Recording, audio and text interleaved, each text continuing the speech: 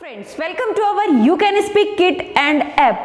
आज हम पढ़ने वाले हैं बहुत ही इंपॉर्टेंट एंड डिमांडिंग टॉपिक। उस टॉपिक का नाम है हु को बाय हुम क्यों करते हैं जब हम एक्टिव से पैसिव बनाते हैं। तो यहाँ पर जो मैंने टॉपिक लिया है ये पर्टिकुलरली बड़ा सब्जेक्ट नहीं है, लेकिन बहुत सारे स्टूडेंट जिन्होंने हमारा ऐप परचेज किया और उसमें ये क्वेश्चन देखा कि हु को हमने बाय हुम क्यों किया है, तो ये क्यों किया इसका आंसर आज हम देने वाले हैं। ये तो सभी को मालूम है जितने भी एक्टिव पैसिव का वीडियो देख चुके हैं या देख रहे हैं कि हु का बाय हुम करते हैं, लेकिन क्यों करते हैं ये किसी को मालूम नहीं होगा। लेकिन हमारी ये टेक्निक रहती है और हमारा ये हमेशा प्रयास रहता है कि ग्रामर के पीछे कब क्यों कैसे इसको भी हम शॉर्ट आउट करते जाए, क्योंकि जब आपके सभी डाउट्स क्लियर होते हैं ना तब आपको वो चीज रटनी नहीं पड़ती है, क्योंकि इससे पहले अभी तक आप रटते ही आ रहे हैं कि हु को बाय हुम क्यों कर रहे हैं। तो आज मैं आपके सभी doubt step by step clear करने वाली हूं कि हु को बाय हुम क्यों किया जाता है, इसके पीछे रीजन क्या है। ये वीडियो को आपको स्टार्टिंग से लास्ट तक देखना है,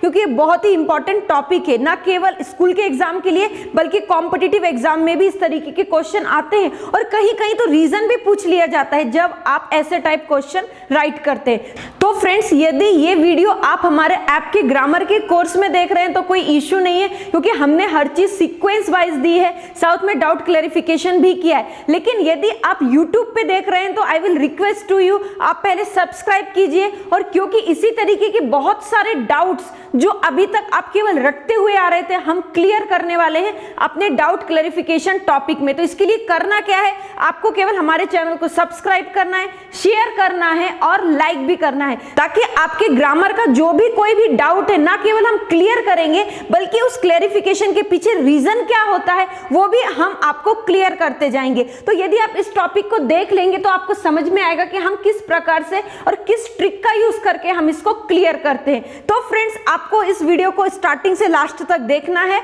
और बिना टाइम वेस्ट किए हम स्टार्ट करते हैं आज का हमारा वीडियो।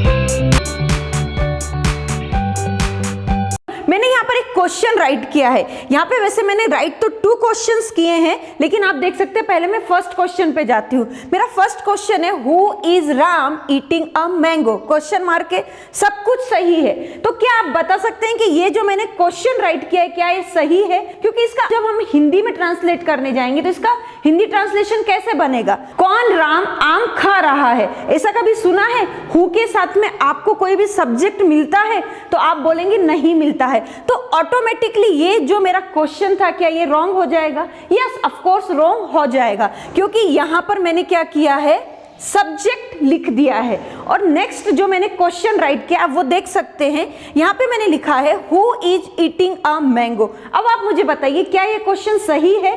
तो आपका आंसर आएगा ऑफ कोर्स इसमें क्या नया है, ये सही है, क्योंकि यहाँ पर हमें क्या चाहिए, यहाँ पर हमने क्या किया, सब्जेक्ट राइट नहीं किया। इसका आंसर क्या हुआ? आंसर मैंने लिख दिया राम, या जो भी कोई होगा, राम सीता या कोई भी XYZ, तो उसका आंसर हमें पर्टिकुलरली मिल गया। तो इससे हमें पहले तो हम इस क्वेश्चन को समझते हैं। इसमें हमें क्या समझ में आया कि हु का जो भी क्वेश्चन होता है उसमें सब्जेक्ट नहीं आता है।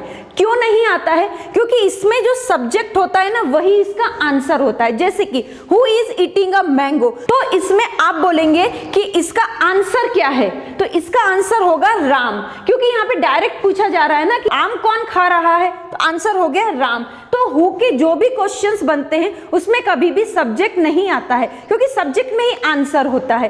अब मैं क्या करती हूँ, इसका पैसिव वॉइस बनाती हूँ। तो मैंने यहाँ पर बनाया है हु को क्या किया, बाय हुम। यह तो आपको मालूम होगा कि हु को बाय हुम करना है, और एज इट इज जो भी एक्टिव पैसिव के रूल होते हैं, is a mango being eaten, यहाँ पर बाय का यूज नहीं करना। ये तो आपको मालूम होगा क्योंकि हमने आपको एक्टिव पैसिव के मोर देन 15 वीडियोस बनाए हैं और उसमें से ये एक पार्ट है। तो फ्रेंड्स, यहाँ पर मैं आपको WH क्वेश्चन का एक्टिव से पैसिव कैसे करना है ये नहीं बताने वाली हूँ। जो मैं आपको आज समझाने वाली हूँ वो ये है कि हु के प्लेस पर बाय हुम ही क्यों किया गया। तो फर्स्टली क्यों किया गया इसका भी आंसर मिलने वाला है। नॉर्मली WH का जो सिंटेक्स होता है वो कैसा होता है एक बार उसको देख लेते, क्योंकि वो भी बहुत इंपॉर्टेंट होता है।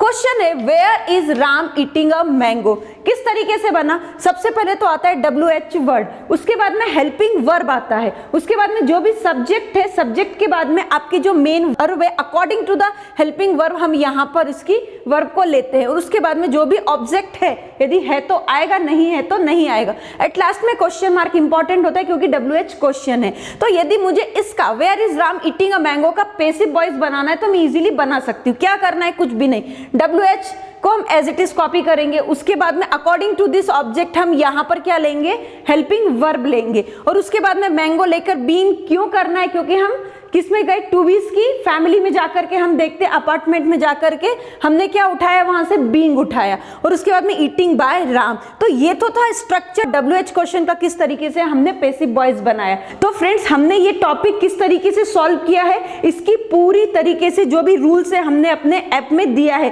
कि यहाँ पर बीइंग क्यों किया है। तो इंपॉर्टेंट ये नहीं है आज का टॉपिक, इंपॉर्टेंट है कि हु का बाय हुम क्यों किया है। तो आपको ये समझ में आया फ्रेंड्स कि वेयर को तो मैंने एज इट इज कॉपी किया है, लेकिन जो हमारा हु है उसको मैंने बाय हुम किया है, लेकिन क्यों किया, अभी भी क्वेश्चन एज इट इज है ना, क्यों किया है। तो अभी हम टाइम वेस्ट किए बिना इसका आंसर आपको देते हैं कि ऐसा क्यों किया है। तो फ्रेंड्स इसके लिए आपको क्या करना है, इसके लिए आपको सबसे पहले पर्सनल प्रोनाउन का ये चार्ट देखना है। अब आप बोलेंगे इसमें नया क्या है, नया कुछ नहीं है, ये पूरा चार्ट ये इनकम्प्लीट चार्ट है, हमने आपको पूरा चार्ट भी बताया है, अपने इससे पहले के वीडियोस में आपको बताया है, और स्पेशली डायरेक्ट इनडायरेक्ट के सेगमेंट में हमने ये पूरा चार्ट एक्सप्लेन किया है। अब आप देख सकते हैं नॉमिनेटिव इट मींस होता है प्रथमा, उसके बाद आता है एक्यूसेटिव इट मींस होता है द्वितीय, और एट लास्ट में आता है पजेसिव, इसका मींस होता है षष्ठी केस। ओके, अब यहाँ पर प्रथमा क्या होती है, प्रथमा में हमेशा सब्जेक्ट आते हैं, जैसे कि आय का द्वितीय क्या होती है मी, और आय का पजेसिव केस क्या होता है माय।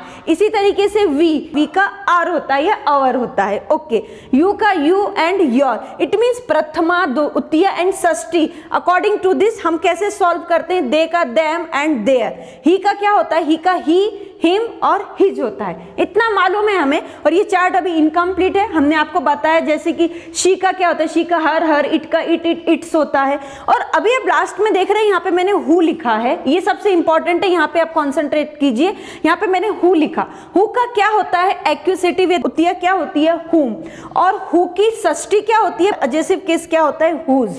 तो ओनली यही WH वर्ड ऐसा है जिसकी आपको नॉमिनेटिव, एक्यूसेटिव और पजेसिव मिलती है। तो आपको ये ध्यान रखना है, only this one WH word.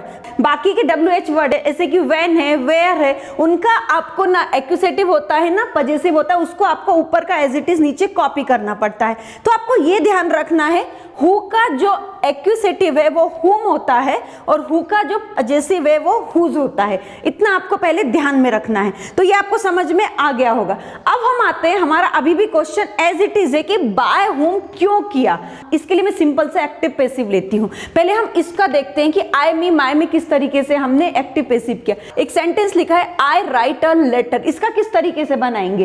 तो इसके लिए हमने क्या किया, जो रूल थे जो आपने पढ़े, हमारे ऐप से पढ़े, वो हमने एज इट इज फॉलो किया।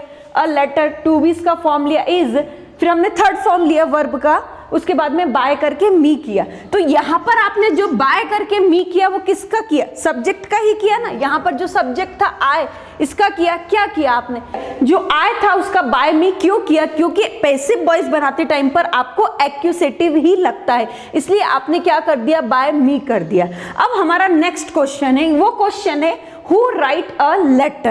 Who write a letter? इसमें भी हमें वही रूल फॉलो करना है जो हम एक्टिव से पैसिव में करते हैं। हमें क्या यूज करना है, हमें एक्यूसेटिव का यूज करना है। तो फ्रेंड्स अभी आपको ये सोचना है कि हु का करना क्या है, या तो हु को हु लिखना है, या जैसा कि आपने रट के लिया है कि बाय हुम लिखना है। इससे पहले आप सबसे पहले इस क्वेश्चन पे आइए एक्टिव पैसिव के। यहाँ पर है एक्टिव वॉइस में why does he write a letter. आपने किया क्या, आपने सबसे पहले तो जो भी WH का वर्ड मिलता है उसको एज इट इज नीचे कॉपी करते बिना चेंज किए। वाई क्या है, वाई आपका नॉमिनेटिव है, एक्यूसेटिव है या पजेसिव है। अब आप बोलेंगे वाई का कुछ नहीं होता है, वाई अपने ओरिजिनल फॉर्म में ही रहता है, इसका चेंजेस नहीं होता है, इसलिए आपने वाई को एज इट इज कॉपी किया। यहां पर ये ध्यान रखिए कि वाई को आपने as it is, it means WH का जो भी वर्ड्स मिलते हैं उसको आप नीचे पैसिव वॉइस में एज इट इज कॉपी करते हैं। फिर जो भी आपका रूल बनता है अकॉर्डिंग टू दिस आपने क्या किया, अ लेटर यहां पे राइट किया हुआ था, लेकिन इसके लिए आपने क्या किया, टू बीज का फॉर्म लगाया और उसके बाद में आपने अ लेटर थर्ड फॉर्म लगाया, बाय लगाकर हिम किया, क्योंकि यहां पर आपके पास में सब्जेक्ट था, इस सब्जेक्ट के कारण आपने बाय लगाकर हिम किया। अब यहाँ पर आप एक और चीज देखिए, ये जो ही था वो यहाँ पर क्या था, प्रथमा था, और उसका आपने क्या किया है, एक्यूसेटिव किया है, इसलिए आपने हिम किया है। इट मीन्स किसी भी तरीके का सेंटेंस होने दीजिए, आपको हमेशा एक्यूसेटिव ही आपको किस में लेना पड़ता है, पेसिव वॉइस में। तो हु भी उससे अछूता नहीं है, हु भी सेम रूल फॉलो करता है, लेकिन उसका फॉलो करने का ढंग अलग है। अब आप मुझे बताइए, मैंने बोला था WH को एज इट इज कॉपी करना है, क्या मैं एज इट इज कॉपी करूं? हु लिखती हूं यहां पर, एक बार लिख कर देखते हैं हु। अब आप मुझे बताइए, अब आगे का रूल क्या बोलता है, who is a letter written. Okay, अब आप मुझे बताइए यहां पर बाय, क्योंकि पेसिव वॉइस में आपको बाय लगा करके आपको कोई ना कोई सब्जेक्ट जोड़ना पड़ता है, लेकिन बाय लगा के मुझे सब्जेक्ट मिल रहा है, नहीं मिल रहा है। क्यों नहीं मिल रहा? एक बार सिर्फ जो मैंने स्टार्टिंग किया था उस सेंटेंस को एक बार आप देख लीजिए। यदि मैं इस तरीके से सब्जेक्ट लेती हूं यहां पर, हु इज राम, तो आप ये सोचिए इस राम को मैंने क्या किया, यदि मैं राम लेती हूं, क्या ये सेंटेंस सही बनता है क्या? Who is Ram eating a mango subject हो सकता है हु के सेंटेंस में? यदि आपने सेंटेंस कंस्ट्रक्शन पढ़ा है तो आपका आंसर होगा नहीं हो सकता है। क्यों नहीं हो सकता? क्योंकि इसके सब्जेक्ट में ही इसका आंसर होता है, तो हु के केस में कभी भी सब्जेक्ट नहीं होता है, इसी कारण यहां पर सब्जेक्ट नहीं है। सेंटेंस सही है, लेकिन जो मैंने कंस्ट्रक्ट किया क्या वो सही है पेसिव वॉइस? यदि आप समझ रहे हैं तो आप बोलेंगे गलत है। अब मुझे इसको सही करना है तो क्या करना होगा? तो जो रूल है हमारा उसको हमें छोड़ना नहीं है, हु के WH वर्ड को एज इट इज रखना है। लेकिन आपको ये मालूम होना चाहिए कि पेसिव वॉइस बनाने के टाइम पर आपको हमेशा एक्यूसेटिव का यूज करना होता है। तो यहाँ पर एक्यूसेटिव क्या है, हुम है, ठीक है ना? तो आपको यहाँ पर हुम लेना पड़ेगा। हुम से पहले क्या है, बाय लगाते हैं ना किसी भी तरह। देखिए यहाँ पर मैंने बाय मी किया, एक्यूसेटिव था ना मी, तो मैंने उससे पहले बाय लगाया। तो एक मिनट, मैं यहाँ पर पहले बाय हुम करती हूँ। अब आपके मन में एक डाउट और होगा, और ये question mark as it is रहेगा। सेंटेंस तो सही बन गया, लेकिन अभी मेरे मन में भी एक डाउट आ रहा है। वो डाउट ये है कि बाय को स्टार्टिंग में ही क्यों लिया, है ना? क्योंकि अभी तक हम जितने भी पेसिव वॉइस बनाए उसमें जो बाय होता था वो लास्ट में लिया जाता था, लेकिन बाय स्टार्टिंग में क्यों आया, ये भी मेरे मन में डाउट है। यदि आपके मन में आया कि नहीं आया आई डोंट नो, लेकिन बाय क्यों आया, तो इसका भी मैं आंसर देती हूँ। बाय क्यों आया, हमारा रूल क्या बोलता है, WH के जो हमने आपको पेसिव वॉइस पढ़ाए हैं उसमें क्या रूल बोलता है कि WH जो भी रहता है उसको एज इट इज नीचे कॉपी करेंगे। तो इसमें भी वही रूल फॉलो होगा, जो भी WH है उसको एज इट इज नीचे फॉलो करो। लेकिन ये अपने ओरिजिनल फॉर्म में नहीं आ सकता है। क्यों नहीं आ सकता? क्योंकि इसकी एक्यूसेटिव भी बनती है और पजेसिव भी बनती है, तो हमें इसके ओरिजिनल रूप को फॉलो नहीं करना है। इसका क्या करना है, हमें एक्यूसेटिव को ही फॉलो करना है, क्योंकि हम पेसिव वॉइस बना रहे हैं। तो दोनों ही क्वेश्चन के आपको आंसर मिल गए। कभी भी हु अपने ओरिजिनल रूप में पेसिव वॉइस में नहीं आता। क्यों नहीं आता है? इसका रीजन क्या होता है, क्योंकि इसके अंदर कोई सब्जेक्ट नहीं होता है। और सेकेंडरी बाय को हम स्टार्टिंग में क्यों लेते हैं, रीजन क्या होता है कि WH सेंटेंस हमेशा एज इट इज नीचे कॉपी होता है। उसी रूल को फॉलो करते हुए हम WH को एज इट इज कॉपी कर रहे हैं, देख सकते हैं WH as it is copy हो रहा है, लेकिन ये अपने साथ में बाय को लेकर आया हुआ है, क्योंकि इसका द्वितीय होती है, हु की एक्यूसेटिव होता है। तो यही कारण होता है कि हु के प्लेस पर बाय हुम किया जाता है। अब आपको क्लियर हुआ होगा कि हु के प्लेस पर बाय हुम हमने क्यों किया है। तीनों ही कारण एक्सप्लेन करने से पहले एक और ट्रिक मैं आपको देना चाहती हूँ, वो ये है कि जैसे यहाँ पर एक सेंटेंस है हु इज प्लेइंग, तो आंसर किस में मिलेगा आपको, ही, शी या राम। इट मीन्स आपको क्या मिला, हु इज प्लेइंग क्रिकेट या हु इज प्लेइंग, तो आपको आंसर मिलेगा ही, दे, यू, वी, आई या राम। इट मीन्स नॉमिनेटिव में क्वेश्चन किया गया है प्रथमा में, तो आंसर भी आपको प्रथमा में ही मिलेगा। तो आपको ऐसा नहीं होगा कि नॉमिनेटिव में क्वेश्चन किया गया तो आप ऐसे बोलेंगे हु इज प्लेइंग, तो आप बोलेंगे अस प्लेइंग। ऐसे कभी बोलते हैं क्या, हम नहीं बोलते ना। इट मीन्स यदि आपने नॉमिनेटिव में क्वेश्चन किया है तो आपको आंसर भी नॉमिनेटिव में ही मिलेगा, ये ध्यान में रखना है। ये हु का बहुत ही इंपॉर्टेंट रूल है। इट मीन्स यहाँ पर हम आज आपको बाय हुम क्यों किया ये भी बताएंगे, और ये किस तरीके के इसके सेंटेंस कंस्ट्रक्शन होता है ये भी बता रहे हैं। नेक्स्ट क्वेश्चन देखिए, with whom is she going, वह किसके साथ जा रही है। तो यहाँ पर आप देख रहे हैं with whom is she going, तो यहाँ पर आपको जो आंसर मिलेगा वो एक्यूसेटिव में ही मिलेगा। आप ये नहीं बोलेंगे कि माय ऐसा नहीं बोलेंगे। आप क्या बोलेंगे? With him, with them, with you, with us, with me, with Ram, with Shyam, जो भी बोलना है आप उसमें ही बोलेंगे। इट मीन्स यदि आपने whom, इट मीन्स एक्यूसेटिव में क्वेश्चन किया तो आंसर किस में मिलेगा? ऑब्वियसली जिसमें क्वेश्चन किया उसमें ही आंसर मिलेगा, एक्यूसेटिव में ही मिलेगा। जैसे मैंने यहाँ पे लिखा है with whom is she going, मैंने लिखा विथ हिम। आप जिसके साथ भी जा रहे हैं उसका नाम आप विथ लगा करके लिख सकते हैं। नेक्स्ट है whose pen do you want? Okay, whose मतलब यहाँ पे यदि मैंने पजेसिव में who का क्वेश्चन किया है, whose pen do you want, तो जो मुझे आंसर मिल रहा है वो आप देख सकते हैं his, her, their, Ram, it means he is, their, your, our, my। तो आंसर जो मिल रहा है वो किस फॉर्म में मिल रहा है? जैसा क्वेश्चन है उसी फॉर्म में आंसर मिल रहा है। ऐसा नहीं होगा हु से क्वेश्चन किया तो आंसर माय का मिलेगा, नहीं। हु का क्वेश्चन है तो I, we, you, they, he, she, it, इसमें मिलेगा। हुम का क्वेश्चन किया me, us, you, them, him, इस तरीके से मिलेगा। यदि आपने हुज का क्वेश्चन किया तो आपको आंसर कैसे मिलेगा? My pen, our pen, your pen, his pen, her pen, its pen, Ram's pen, Shyam's pen. It means आपको जो आंसर, मेरा जो कहने का मतलब ये है कि जो भी आपको आंसर मिलेगा वो इसी फॉर्मेशन में मिलेगा जिस फॉर्मेशन में आप क्वेश्चन कर रहे हैं। तो ये हु का बहुत ही इंपॉर्टेंट रूल है जो आपको कहीं और नहीं मिलने वाला है। ये डाउट क्लियर हो गया। और एट लास्ट में मैं फिर से आपको जो 3 टेक्निक्स थी कि बाय हुम क्यों किया, इसके 3 ही कारण है। फर्स्ट तो होता है कि हु के अंदर ही सब्जेक्ट में ही आंसर होता है, इसलिए बाय हुम करते हैं। सेकंड क्या होता है, हम जब पैसिव वॉइस बनाते हैं WH फैमिली का तो हम उसको एज इट इज कॉपी करते हैं। वेयर है तो वेयर को एज इट इज कॉपी किया, वाई था वाई को एज इट इज कॉपी किया, वैन होगा वैन को एज इट इज कॉपी करेंगे। इट मीन्स WH फैमिली को हम as it is passive voice में नीचे लेकर आते हैं। और सेकंड जो सबसे इंपॉर्टेंट है कि बाय हुम स्टार्टिंग में ही क्यों करते हैं, तो इसका मतलब ये होता है कि WH फैमिली को हम पहले लेकर आते हैं। आप कहीं पर भी देख सकते हैं मैंने वाई को वाई ही लिखा, ऐसा नहीं किया कि पहले मैंने अ लेटर लिखा है।